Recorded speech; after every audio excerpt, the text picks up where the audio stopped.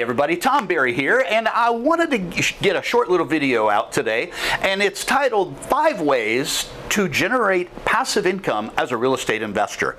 So the first thing that I want to get across is a lot of the things that people in our industry talk about as being passive income are not really that passive. Okay, so I've coined another phrase that I like to use, which is semi-passive. So in my mind, there's really 3 categories, which is active investor. That's the guy or gal that goes out and actually physically buys the property to do the day-to-day. They are active in that business. Then there's a second category, which I call semi-passive. Now in the semi-passive category, and this is one of we would have long-term rental properties.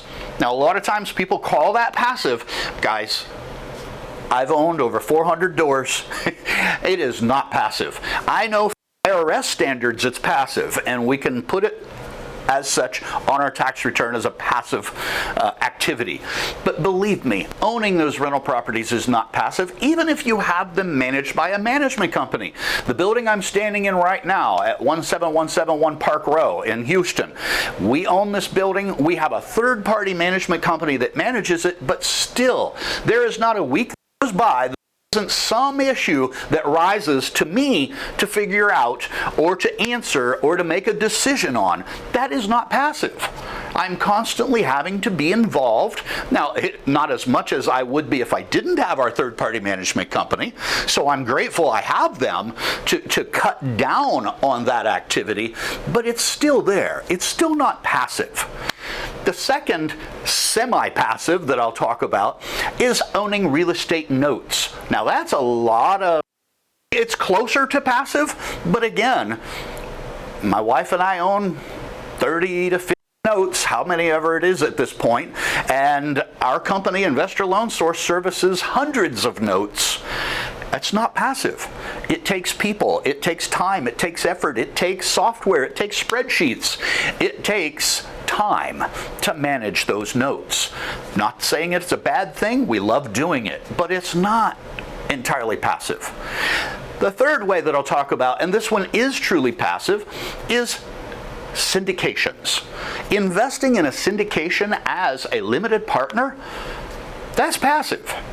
In that case, you're finding an operator that you believe in with a model that you believe in and trust, and you're investing your dollars as a limited partner in that transaction. You sit back, let them do all the work, and at the end of the day, you take the win or you take the loss. Now, the challenge with that is you have very little input, you have very little say in what goes on in that, and rightfully so, because typically that sponsor is the one with the experience. They're the one that should have the say.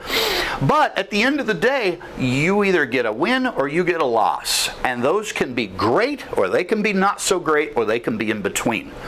It all is based on modeling. It's all based on assumptions.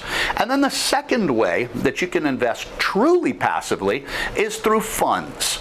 Funds are a way that you can invest in a pool of investments typically, and in that pool, your risk is diversified over all the assets in that pool or in that fund. At Investor Loan Source and ILS Capital, we offer 2 funds at this time. We offer the Income Fund and the Growth Fund, and both of them are pools of notes. Notes that we at Investor Loan Source have originated and then sold into those funds so that our limited partners and us as a partner as well can enjoy the interest returns off of those. If you have more interest in learning about those, please reach out to us. We'd be happy to provide you with a PPM and other fund information so that you can make an informed decision. Thank you, and we'll see you on the next video.